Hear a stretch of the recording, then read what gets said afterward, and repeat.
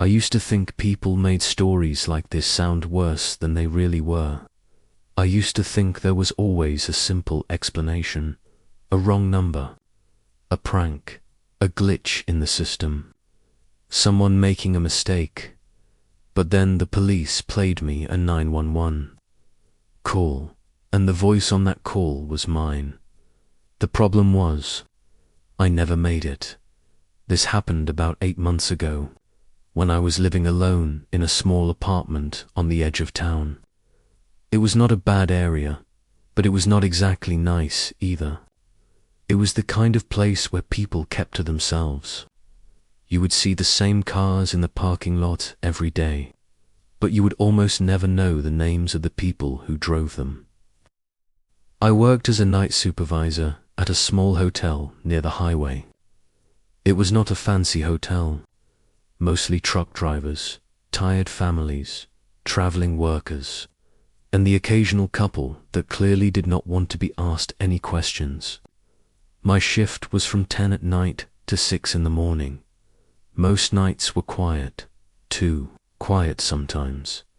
I would check people in, answer the phone, restock the coffee station, and watch the security cameras when there was nothing else to do. There was another worker during the day, but at night it was just me behind the desk. I never really minded it. I had been doing that job for almost a year, and after a while, the night shift started to feel normal. You get used to the humming lights, the empty lobby, the sound of doors opening somewhere down the hall, and the way every little noise feels louder after midnight. The first strange thing happened on a Tuesday night. It was around 2:17 in the morning. I remember the exact time because I had just looked at the clock above the front desk. I was sitting there watching some video on my phone with one earbud in when the hotel phone rang. Not the phone behind the desk, my personal phone. I looked down and saw no caller ID. Normally, I never answered those, especially at that hour.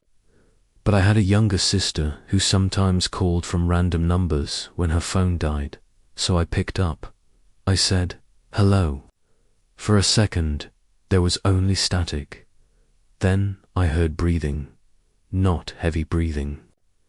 Not the fake kind you hear in movies, just soft breathing, like someone was holding the phone close to their mouth and trying not to make noise. I said hello again. Then a voice whispered, "Are you alone?"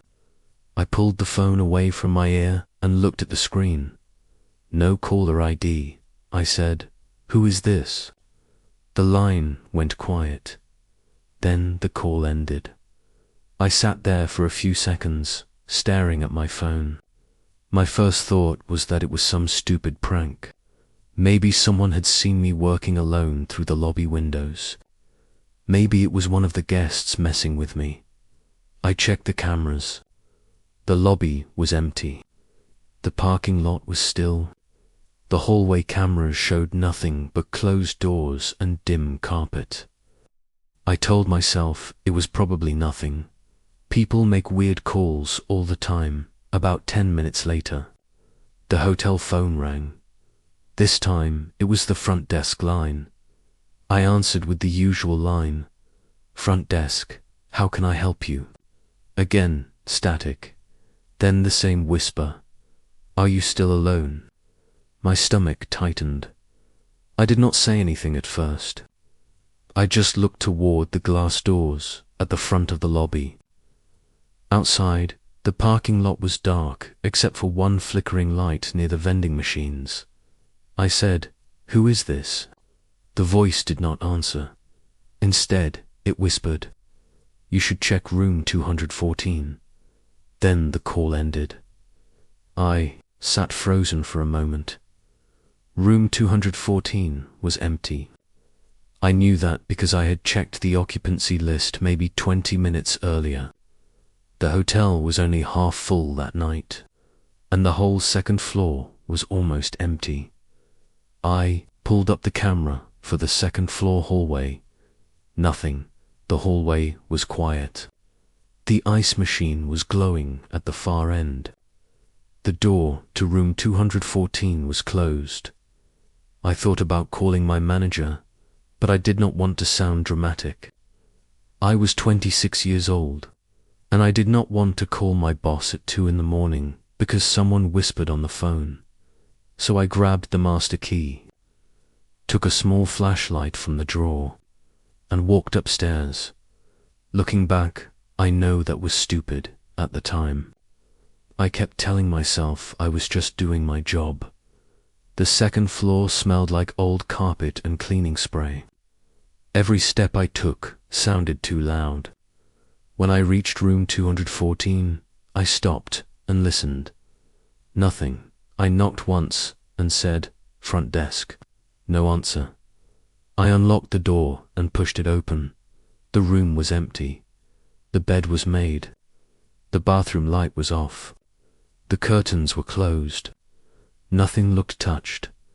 I was about to leave when I noticed the TV remote sitting in the middle of the floor. That was odd because housekeeping usually left it on the nightstand, picked it up and placed it on the desk. Then I saw something on the mirror above the desk. At first, I thought it was a smudge. Then I stepped closer. Someone had written a single number on the mirror with their finger. I stared at it for a long time. The room was empty. It had been empty all night. Housekeeping had cleaned it that afternoon, and nobody had checked into it since. I backed out of the room and locked the door. When I got downstairs, I checked the computer again. Room 214 was still listed as vacant. No keycard activity, no check-in, nothing. I told myself it had to be old. Maybe housekeeping missed it. Maybe a guest had done it the day before, but I knew I was lying to myself. I did not sleep when I got home that morning. I just sat on my couch and watched the sun come through the blinds. The next night, I almost called out sick, but I needed the money, and nothing had actually happened to me. So I went in. For the first few hours, everything was normal. A truck driver checked in around 11. A family came down for extra towels at midnight. After that, the hotel went quiet again at 2:17. My personal phone rang. No caller ID. I did not answer. It rang until it stopped. A few seconds later, the front desk phone rang. I stared at it. Then I picked up. I did not say anything. For a moment, there was only static. Then the whisper said, "You didn't check the right room." I felt my mouth go dry. I said, "What do you want?" The voice said, "You sound scared." Then it hung up. I checked the cameras again. Lobby. Empty parking lot. Empty dot. Second floor. Empty. Then I noticed something on camera 3. The back hallway. There was a person standing near. The emergency exit. I leaned closer to the monitor. The person was wearing a dark hoodie, standing with their back to the camera. Their head was slightly lowered, like they were looking at the floor. I grabbed the radio, even though no one else was there to answer. I do not know why I did that. Maybe it just made me feel less alone. I looked back at the screen. The person was gone. I clicked through the cameras, trying to find them. Nothing. No one in the lobby. No one outside the back exit. No one in the stairwell. I checked the back door from the office camera. It was closed. Then the phone rang again. This time, I almost screamed. I answered, the whisper said, "You should not stand so close to the window." I looked up. The front desk had a large window behind it that looked into the parking lot. During the day, it was nothing. At night, it was a black mirror. You could see your own reflection, but you could not see much outside. I stepped away from it, slowly. I could see my own face in the glass. Pale, tired, scared. Then behind my reflection, outside in the dark, something moved. I turned fast. There was no one there. I locked the front doors after that. Technically, we were supposed to keep them open all night for guests, but I did not care. Anyone with a room key could still enter. The rest of the shift passed without. Another call. When my manager came in at 6, I told him part of what happened. I did not tell him everything. I only said someone had been making strange calls and maybe hanging round the building. He checked the security footage with me. The strange part was, the person I saw near the emergency exit was not on the recording, on the live camera. I had seen someone standing there, but on the saved footage. The hallway was empty. My manager looked at me and said maybe I was tired. He was not rude about it, but I could tell he did not believe me. That bothered me more than I expected. I knew what I saw. The third night was when everything changed. I was sitting at the front desk around 1:50 when 2 police officers came into the lobby. At first, I felt relieved. I thought maybe someone had reported something suspicious outside. One of the officers asked if I was Daniel Mercer, that is my full name. I said yes. The other officer asked if I had called 911 about 15 minutes earlier. I actually laughed. A little because I thought he was joking. I told them. No. He asked if I was sure. I said, I've been sitting right here all night. The officers looked at each other. Then one of them asked if there was somewhere private we could talk. We stepped into the small office behind the front desk. My heart was already starting to race. One of them told me a 911 call had come in from a blocked number. The caller gave my full name, my workplace, and said I needed help. I told them again that I had not called. Then the officer played the recording. I still remember the way my body reacted before my brain understood what I was hearing. The voice on the recording was shaking. It was whispering. It said, "My name is Daniel Mercer. I work at the Pine Rest Hotel. Someone is inside the building. Please send help." It was my voice, not similar, not close mine. The way I say my name, the way I breathe between words, even the slight crack in my voice when I get nervous. The officer paused the recording and asked if that was me. I did not answer right away. I could not, because it was me. But I had never said those words. I finally told them, "That sounds like me," but I didn't make that call. The officer played the rest. My voice whispered, "He knows I'm alone. He keeps calling. He said to check room 214. Then there was a long pause. Then my voice said, "He's at the door." The call ended after that. No scream, no struggle, just silence. The officers searched the hotel. Every floor, every stairwell, every empty room. Room 214 to dot. They found nothing.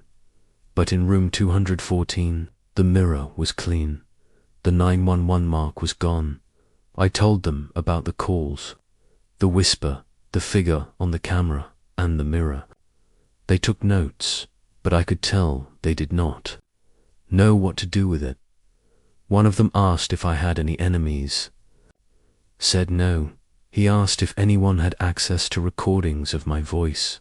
That question stayed with me, because I had worked at that hotel for almost a year. Every front desk call was recorded for quality and safety. I had answered hundreds of calls using my full voice. Anyone with access to that system could have copied me, but who would do that? And why? The officers told me to call if anything else happened. They also told me not to work alone if I could avoid it. That was not really an option. My manager let another employee stay with me for one night. Nothing happened that night. No calls, no figures, no strange sounds after that. He said we could not keep paying to people for one night shift, so I was alone again for almost a week. Nothing happened. I started to feel stupid for being so scared. Maybe someone had used some kind of voice software. Maybe it was a prank. Maybe the person got bored then, on the following Friday. I got home from work and found an envelope taped to my apartment door. There was no stamp, no name, just a plain white envelope. Inside was a printed screenshot. It was from the hotel security camera. It showed me standing behind the front desk. The timestamp was 2:17 a.m. under the picture. Someone had typed, "You look different when you're here. Yourself scared." I dropped the paper, like it burned me. That was the moment I knew this was not only happening at the hotel. Whoever was doing this knew where I lived. I called the police again. They came, took the paper, asked the same questions, and said they would look into it. I asked if they could trace the 911 call, but they said it was difficult because it came through a blocked internet number. That made me feel worse. The next few nights, I barely slept. I put a chair against my apartment door, even though it would not really stop anyone. I checked the peephole every time I heard footsteps in the hall. I started parking under the brightest light in the hotel lot. I became one of those people who looks behind them every few seconds. Then came the last night I ever worked there. It was a Sunday. The hotel was almost empty because a storm had passed through earlier that evening, and most travelers had stayed off the roads. By midnight, there were only 6 occupied rooms. Around 2:10, the lights flickered, not enough to shut anything off. Just a quick dip, like the whole building blinked. I looked at the camera monitor. Every feed was normal. Then one by one, the screens went black. Lobby. Second floor, back, hallway, parking lot, all black. Stood up and felt my hands go cold. The front desk, phone rang. I did not answer. It kept ringing. Then my personal phone started ringing. To no caller ID. Both phones were ringing. At the same time, I backed away from the desk. The ringing stopped for about 5 seconds. Everything was silent. Then the office printer behind me turned on. It started printing something, I swear. That sound almost made me run out of the building. A single page slid out. I did not want to look at it, but I did. It was a room keylog. Only one line was printed. Room 214, key issued. 2:17 a.m., the current time on the wall clock changed to 2:17. I know that sounds impossible. It had been 2:11 a second earlier. But now every clock I could see said 2:17. The wall clock, the computer, my phone, all of them, 2:17. Then I heard the elevator ding. The doors opened in the lobby. No one stepped out. I grabbed the master key and the small flashlight from the drawer, but this time I did not go upstairs. I called 911 myself. The line clicked before I could speak. I heard my own voice, not from my mouth. From the phone my voice whispered, "My name is Daniel Mercer. I work at the Pine Rest Hotel. Someone is inside the building." I froze. The same recording. Then it changed. My voice whispered, "He is standing behind the front desk." I turned around. So fast I knocked over the chair. No, one was there. Then I heard 3 knocks, not at the front door. Not from upstairs, from inside the office behind me. 3 slow knocks on the inside of the office door. I ran. I did not think about guests. I did not think about my job. I just ran out from behind the desk and toward the front doors. They were locked. I fumbled with the keys. My hands were shaking so badly that I dropped them. Behind me, the office door creaked open. I did not look back. I picked up the keys, unlocked the front door, and pushed outside into the cold air.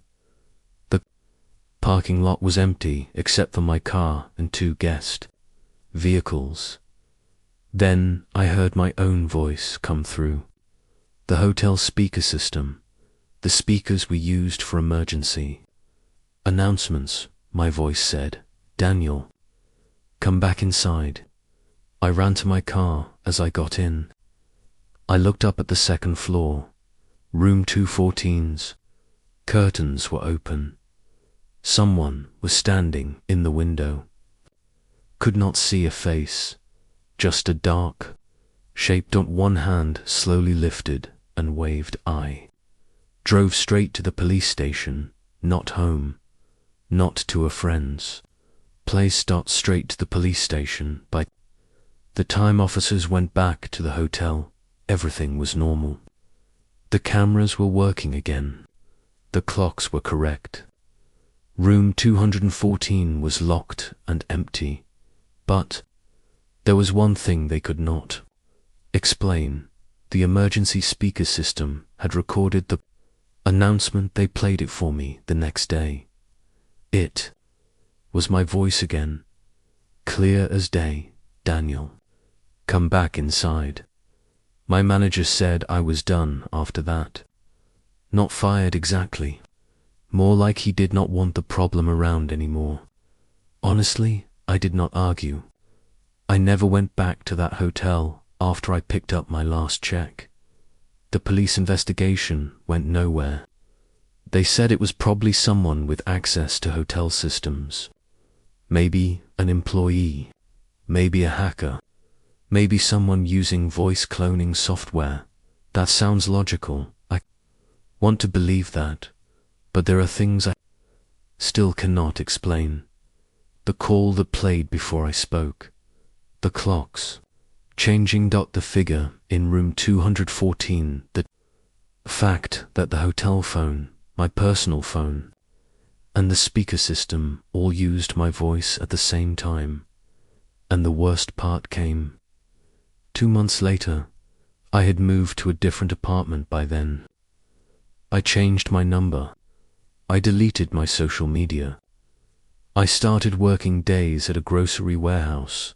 One night, I was asleep when my phone rang. It was 2:17 in the morning. No caller ID. I stared at it until it stopped ringing. A voicemail appeared. I waited until morning to play it. There was no static this time. No whispering. Stranger, just my own voice. Close. Like I was standing right beside myself. It said, "You should have stayed at the hotel."